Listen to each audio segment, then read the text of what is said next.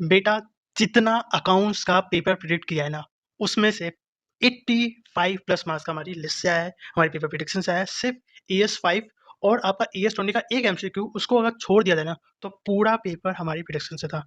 In fact जो हमने अमालगेशन के क्वेश्चन बोले थे, जो हमने CFS के क्वेश्चन बोले थे, जो हमने कैश फ्लो के क्वेश्चन बोले थे, इनफैक्ट क्वेश्चन नंबर 1 में जो MCQ बोला था कि ये MCQ आपके क्वेश्चन नंबर 1 में आ सकता है, वही हुआ। ES7 बोला था कि इस बार आएगा ही आएगा और MCQ में आने के चांसेस ज़्यादा है, वो तो बता देता है। ES11 आया है, ठीक है। मैंने इंटरनल में बोला था कि जनरल एंट्री का क्वेश्चन आ सकता है, वो क्वेश्चन आया है। ES13 में बोला था सिर्फ क्लासिफिकेशन वाला पार्ट पढ़ के जाना, वही चीज़ आई है। सिर्फ ES5 और ES20 को छोड़ दिया जाए तो जितनी प्रेडिक्शन करी थी सबको सही बैठी है।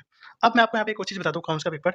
अकाउंट्स का जो पेपर था वो लेंथी था। मैं हमेशा कहता हूँ अकाउंट्स का पेपर हमेशा लेंथी आएगा। जब आप आगे जाके सीए फाइनल का पेपर दोगे तो वहाँ पे जो एफआर का पेपर होगा वो भी कहीं न कहीं आपको लेंथी लगेगा। तो अकाउंट्स का पेपर चाहे फाउंडेशन का हो, चाहे आपका इंटर का हो, चाहे फाइनल का हो, तो लेंथी होता ही होता है। तो लेंथी था। दूसरा जो पेपर था बेटा एवरेज था। किसी को बहुत आसान भी लगा होगा, किसी को बहुत हार्ड टफ भी लगा होगा। बट जो एवरेज ओपिनियन आई है बच्चों की वो आई है कि भैया पेपर आसान था, नहीं तो एवरेज था। लेंथी सबने बोला है पर पेपर एवरेज या ईज़ी की कैटेगरी में डाला है। पर मेरे अकॉर्डिंग तो मैं एक लाइन हमेशा बोलता हूँ बच्चों को कि एग्ज़ाम हॉल में दिए जाने वाला पेपर, चाहे आप इंटर का दो, चाहे फाउंडेशन का दो, चाहे फाइनल का दो, चाहे आप 11th स्टैंडर्ड का दो, चाहे 12th स्टैंडर्ड का दो, पेपर टफ होता है। वो एग्ज़ाम हॉल के निकलने के बाद ना पेपर पता नहीं क्यों आसान लगने लगता है। तो अगर आपको टफ लगा, आपको आसान लगा, बिल्कुल मत सोचो। अब लॉ के पेपर पे फोकस करते हैं। एक चीज़ जाते-जाते मैं आपको बोल देता हूँ, लास्ट टाइम में भी यही हुआ था, उससे पहले भी यही हुआ था। अकाउंट्स का पेपर एवरेज था या ईज़ी था, बट हुआ क्या? लॉ के पेपर में आपकी एल लगा दी है। और लास्ट टाइम में तो लॉ के साथ टैक्स में भी लगा दिया, कॉस्टिंग में भी लगा दिए। तो 3 पेपर में लगा दिया। तो सितंबर 25 में एटलीस्ट सिर्फ लॉ के पेपर में एल लगाए थे, बाकी पेपर ठीक-ठाक थे। पर लास्ट टाइम में तो लॉ, टैक्स और कॉस्ट तीनों में एल लगा दिए थे। तो बेटा ज़्यादा खुश मत हो कि लॉ में अकाउंट्स में बहुत अच्छा गया, बहुत अच्छा गया। अगर आप 70 का सोच रहे हो, मैं आपको लिख के दे रहा हूँ, अभी से बोल रहा हूँ, 60 से नीचे आएँगे। क्योंकि जितना आप सोचोगे ना ईज़ी पेपर में 10 मार्क्स कम ही आते हैं। और जितना आप टफ पेपर में सोचोगे ना कि मेरे 40 भी नहीं बने, उस पेपर में 50 आ जाते हैं। क्योंकि टफ पेपर में आसान चेकिंग होती है और ईज़ी पेपर में जो चेकिंग होती है वो टफ होती है। तो टफ पेपर में ईज़ी चेकिंग होती है और ईज़ी पेपर में टफ चेकिंग होती है। तो यहाँ पे क्या होगा, आपने छोटी-मोटी गलतियाँ करी होगी ना बेटा, तो वो गलतियाँ वो नज़रअंदाज नहीं करते, उसको देख के मार्क्स आ देते हैं। पर टफ पेपर में क्या था, उस चीज़ को वो इग्नोर कर देते हैं। तो ज़्यादा खुश मत हो कि बहुत अच्छा गया, बहुत अच्छा गया, नहीं। अब लॉ में पूरी जान लगाएँगे, पूरा फ़ोकस करेंगे और लॉ के पेपर में हम 70 का 80 का टारगेट रखेंगे ताकि हमारा एग्रीगेट बन सके। हो सकता है अच्छी किस्मत हो और आपको बहुत अच्छे मार्क्स मिल जाए, मान लो आपके 60-65 आ जाए, तो बचे हुए पेपर में आपके 50-50 मार्क्स भी आते हैं, 40-45 मार्क्स भी आते हैं, तो आपका एग्रीगेट बन के आपका ग्रुप वन निकल जाएगा। या बोथ ग्रुप दे रहे तो बोथ ग्रुप निकल जाएगा। तो ज़्यादा खुश मत होना प्लीज़। इनफैक्ट इसका पेपर अच्छा भी नहीं है, ज़्यादा दुखी मत होना। लॉ के पेपर में हो सकता है लॉ का पेपर टैक्स पेपर बहुत आसान आ जाए, तो आपको ये रिग्रेट ना रहे, यार काश मैं लॉ पढ़ लेता, काश मैं टैक्स पढ़ लेता। ये नहीं होना चाहिए। तो चाहे लॉ का पेपर हो, चाहे टैक्स का पेपर, 2 जो बचे हुए पेपर है ना ग्रुप वन के या बोथ ग्रुप के जो बचे हुए, हर पेपर में 200% देंगे। क्यों? ग्रेस मार्क्स मिलते हैं आपको पता नहीं होगा, मैं आपको बता दूँ, ग्रेस मार्क्स भी मिलते हैं। बहुत अच्छी चीज़ तो आपको शायद पता नहीं है, अगर आप हर पेपर में अपना एफर्ट डालोगे ना, तो ऐसे उस चीज़ को देखता है और कहीं न कहीं ग्रेस मार्क्स के थ्रू या कुछ ना कुछ सिर्फ आपको पास कर जाए। पर आपने अकाउंट्स के चक्कर में बाकी पेपर में फोकस नहीं किया, तो आप क्या लग जाएँगे। बाकी आपकी मर्ज़ी है और ज़्यादा खुश मत होना क्योंकि आपको पता ही होगा फाइनल में एफआर का पेपर आसान था और एफएम में सबको पता है क्या हुआ, तो आपके साथ ऐसा ना हो इसलिए कह रहा हूँ, लॉ में पूरी जान लगा दो, टैक्स में पूरी जान लगा दो, इवन अगर आपका बोथ ग्रुप है, तो कॉस्ट, ऑडिट, एफएम पूरी जान, हर पेपर में 200% देना है ताकि कहीं भी कमी ना आए कि ये ना रहे या 5 मार्क्स से या 7 मार्क्स से या 8 मार्क्स से मेरा रह गया। वो चीज़ नहीं होनी चाहिए आपके साथ, ठीक है? अब आते हैं आपकी लॉ स्ट्रैटेजी वीडियो पे, ठीक है? लॉ स्ट्रैटेजी वीडियो में सबसे पहले बात, 1 सेकंड अपना कैमरा छोटा करो। सबसे पहले बात करते हैं आपके पेपर फॉर्मेट पे। क्या बात करते हैं? Paper format. तो मैं हमेशा कहता हूँ कि पेपर फॉर्मेट 70 टू 80% यही रहेगा। तो क्वेश्चन 1 बी में आपको चैप्टर नंबर 2, 3, 4 या चैप्टर नंबर 9, 10 से क्वेश्चन देखने के हाई चांस है। फर्स्ट का जी तो ऑलमोस्ट फिक्स है आपका फीमा। 2 के में आपको ये चैप्टर देखने को मिलेंगे, 2 के 5 में ये देखने को मिलेगा और 2 के सी में आपको जनरल क्लोज़र देखने को मिलेगा। तो इस तरह से मैंने आपका पेपर फॉर्मेट डाला हुआ है, ठीक है? तो चीज़ें ये होगा आपका पेपर फॉर्मेट, ठीक है? डिस्क्रिप्टिव पार्ट है। अब आता है एमसीक्यू में आएगा। एमसीक्यू में आपको फीमा से 6 मार्क्स का, 6 मार्क्स का दिखेगा। एलएलबी से 2 मतलब 2 से 3 क्वेश्चन, 2 से 6 मार्क्स का देखने को मिलेगा। जनरल क्लोज़र से 2 से 6 मार्क्स का देखने को मिलेगा। बाकी कंप्लीट नॉलेज कौन सा चैप्टर आ सकता है, ये प्रेडिक्शन करना थोड़ा-सा मुश्किल है। बट आपका जो डिस्क्रिप्टिव पार्ट है, आप मान के चलो कि 70% इसी तरह से आपका पेपर फॉर्मेट रहने वाला है, ठीक है? पेपर फॉर्मेट की बात हो गई। अब आता है चैप्टर वाइज़ वेटेज, ये चैप्टर वाइज़ कैसे आपको पढ़ना है देखो।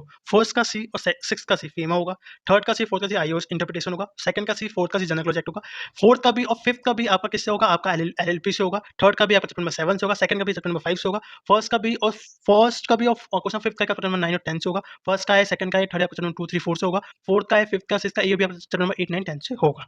ठीक है? अब ये मैंने कैसे किया मैं आपको दिखा देता हूँ। या अगर हमारी पुरानी पेपर प्रेडिक्शन देखोगे ना लॉ की जो मैंने डाली थी, ये जो पेपर आपको दिख रहा है ना, ये इस बेसिस पे मैंने बताया कि आपका पेपर फॉर्मेट किस तरह से रह सकता है, ठीक है? अब इससे ना एक आइडिया लग जाता है कि भैया देखो, अदर लॉ हर क्वेश्चन के लास्ट पार्ट में आता है, ठीक है? और एलएलपी क्वेश्चन नंबर 4 के ए बी पार्ट में और 5th के बी पार्ट में आता है। तो अगर मैं सबसे पहले अपना अदर लॉ रिवाइज़ कर लूँ और एलएलपी एक्ट रिवाइज़ कर लूँ, तो हर क्वेश्चन का मेरा लास्ट पार्ट कवर हो जाएगा। हर क्वेश्चन का मेरा जो लास्ट पार्ट है ना, वो कवर हो जाएगा। और अगर मैं एलएलपी रिवाइज़ कर लेता हूँ, तो क्वेश्चन नंबर 4th का बी, क्वेश्चन नंबर 4th का सी, 5th का बी और 5th का सी तो मेरा कंप्लीट हो जाएगा, मैं अदर लॉ से करके जा रहा हूँ। इसलिए सबसे पहले आपको क्या रिवाइज़ करना है, सबसे पहले आपको अदर लॉ रिवाइज़ करना है, उसके बाद एलएलपी रिवाइज़ करना है, उसके बाद आपको चैप्टर नंबर 5 रिवाइज़ करना है। अब चैप्टर नंबर 5 इसलिए डाला है मैंने, क्योंकि ये ऑलमोस्ट फिक्स है आपका क्वेश्चन नंबर 2 का बी। अब मैं ऐसा क्यों कह रहा हूँ, मैं दिखा देता हूँ आपको। अब देखो लास्ट 6 अटेम्प्ट में से 5 बार क्वेश्चन नंबर 2 के बी में आया है। सिर्फ इसको छोड़ दिया जाए तो इसमें आया। और इसमें अगर अगर इधर नहीं आया तो आईआईसी ने इधर क्वेश्चन डाल दिया है। तो इसलिए कह रहा है कि चैप्टर नंबर 5 आपका ऑलमोस्ट आप मान के चलो क्वेश्चन नंबर 2 के बी में आएगा। ये तो एक क्वेश्चन फिक्स। और चैप्टर नंबर 5 क्या है ना, आसान है रिवाइज करना। एक मैक्स टू मैक्स आपको आधा घंटा लगेगा रिवाइज करने में। इसलिए कह रहा हूँ चैप्टर नंबर 5 को आप थर्ड नंबर पर रखेंगे, ठीक है। फिर आप चैप्टर नंबर 11, फिर चैप्टर नंबर 9, फिर चैप्टर नंबर 7, फिर चैप्टर नंबर 4, फिर 3, फिर 8, फिर 10। उसके बाद आप कौन से चैप्टर इग्नोर कर सकते हो, चैप्टर नंबर अगर आपको इग्नोर ही करना है या आपके पास कम टाइम है तो चैप्टर नंबर 6 और चैप्टर नंबर 2। अब चैप्टर नंबर 6 क्यों बोला मैं दिखाता हूँ, देखो। कहाँ गया चैप्टर नंबर 6, हाँ, ये देखो। एक बार आया, इसमें नहीं आया, इसमें आया, इसमें मतलब एक बार आता है और एक बार नहीं आता है। तो जब एक बार आता है, एक बार नहीं आता, तो इस बार लास्ट टाइम आ चुका है, तो इस बार चांसेस कम है। हो सकता है एमसीक्यू में आ जाए 1 से 2 मार्क्स का, 2 मार्क्स या 2 मार्क्स का या 4 मार्क्स का, बट डिस्क्रिप्टिव पार्ट में चांस कम है। या अगर आपको लगता है चैप्टर नंबर 6 अच्छे से मुझे आता है, तो कर लेना। अगर टाइम कम मिलता है, तो मैं कह रहा हूँ चैप्टर नंबर 6 को, चैप्टर नंबर 2 को इग्नोर कर दो। चैप्टर नंबर 2 से भी बहुत रेयर क्वेश्चन आता है। तो पहले कैसे इस तरह से आपको रिवाइज करना है। Other law, LLP, chapter 5, 11, 9।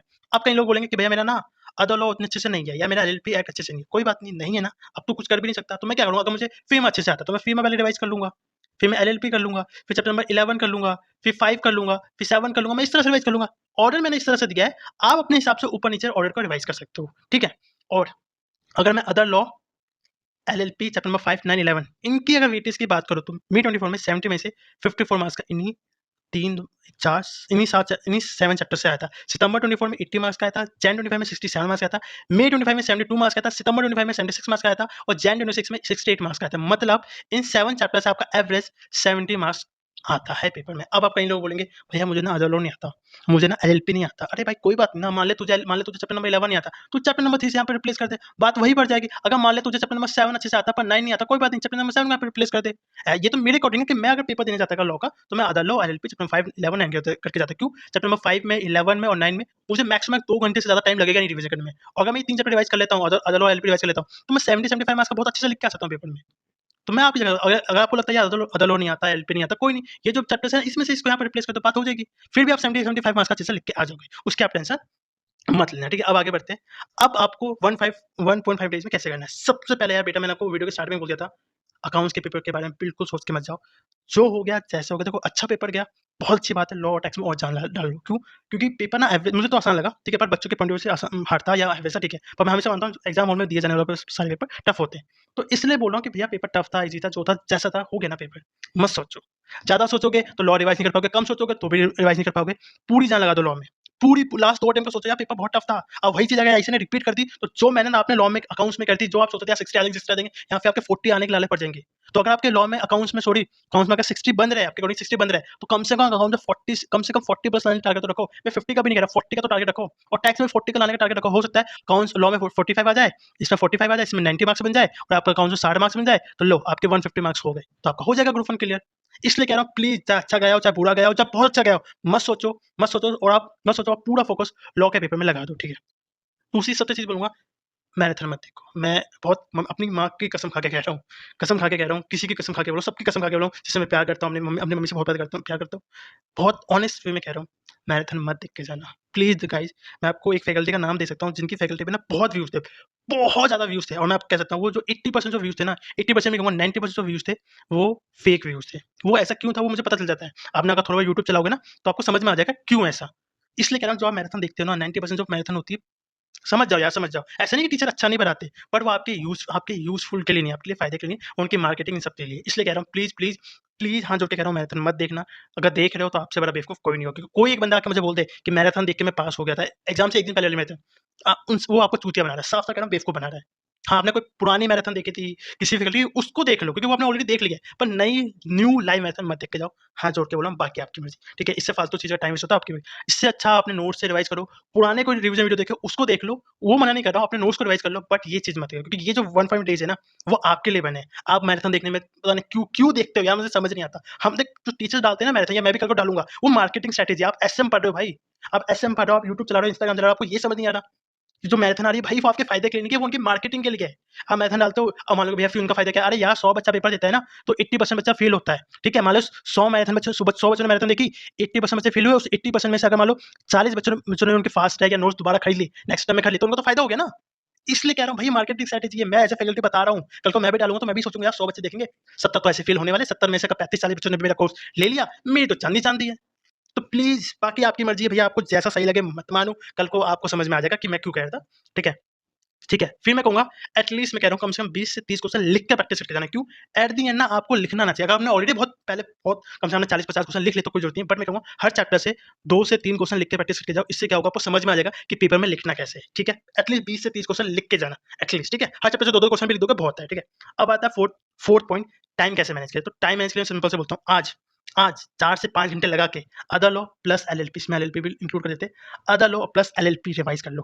Other law अगर आपने कर लिया ना बेटा, अदर लॉ एलएलपी रिवाइज कर लिया, आप मुझे आके थैंक यू बोलोगे भैया कि मैं पास हो गया। क्यों? अदर एलएलपी रिवाइज कर लिया तो 40 मार्क्स का आपका आज ही आज खत्म हो गया।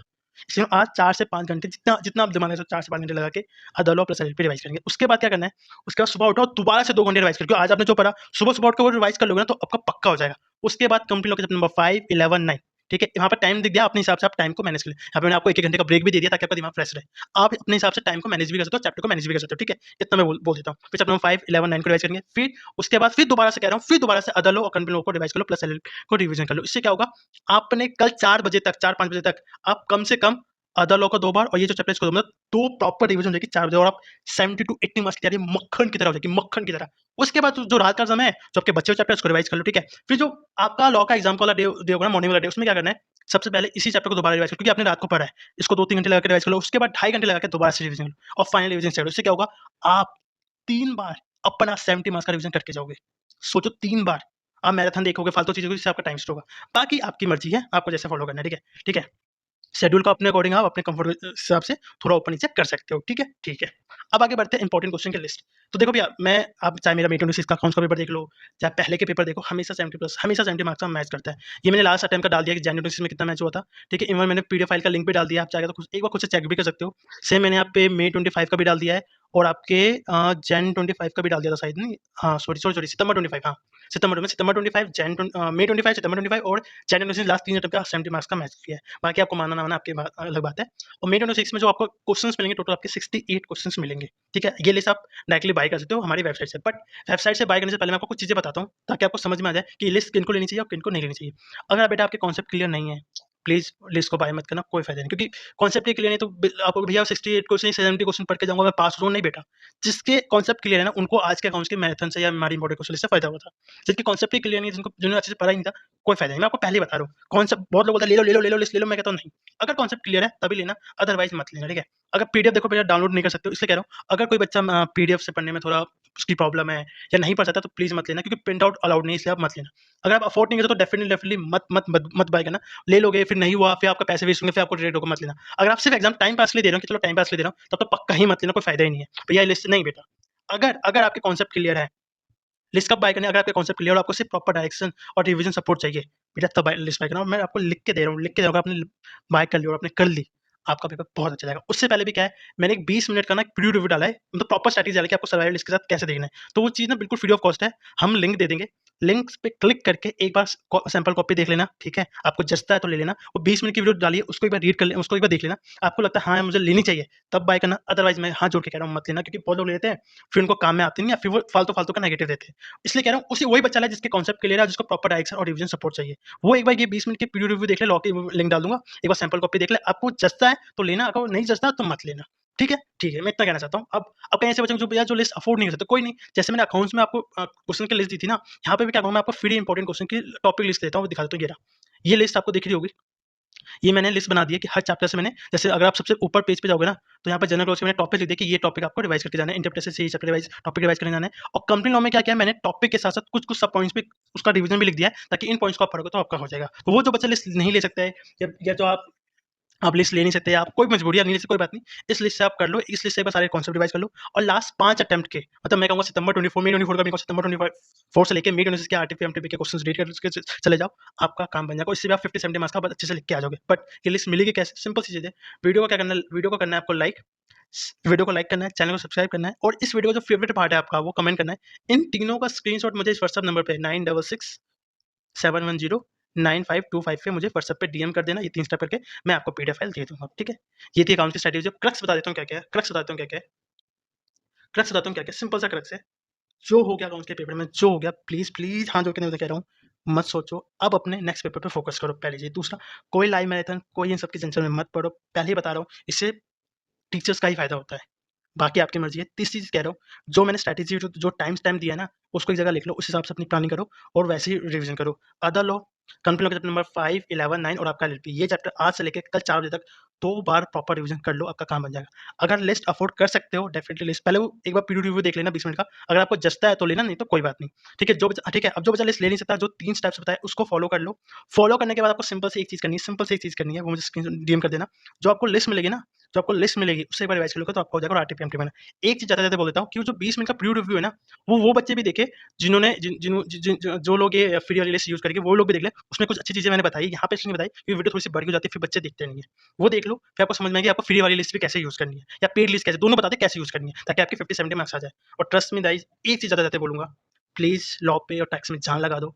लास्ट अटेम्प्ट में भी यही होता, उससे पहले भी ये होता कि अकाउंट्स का पेपर आसान आया था और लॉ का और टैक्स का आपके एल लगा दी। तो ये चीज़ यहाँ गलती मत करो, या जो फाइनल वालों के साथ हो वो आपके साथ ना हो। इसलिए कह रहा हूँ गाइज़, प्लीज़, प्लीज़ अकाउंट्स का फ़ोबिया हटाओ। जो भी नोट्स है, जो चाहे मेरे पेड नोट्स हो चाहे फ्री नोट्स, जिससे आपको पढ़ना है, आज से लेके एग्ज़ाम खत्म होने तक सिर्फ़ उन नोट्स पे फ़ोकस करो। आपके मार्क्स आ जाएँगे और आपके लॉ में भी 50 मार्क्स आ जाएँगे। इंपॉर्टेंट टॉपिक्स दे ही दिए, यहाँ पे इंपॉर्टेंट टॉपिक्स दे ही दिए, चैप्टर वाइज़ भी दे दिए, ताकि आपको कम टाइम में आपका सारा रिवीज़न हो जाए। ठीक है? बाकी आपकी मर्ज़ी है। वीडियो पसंद आई गई है तो लाइक कर दें, कमेंट कर दें और चैनल को सब्सक्राइब कर दें। Thank you so much guys.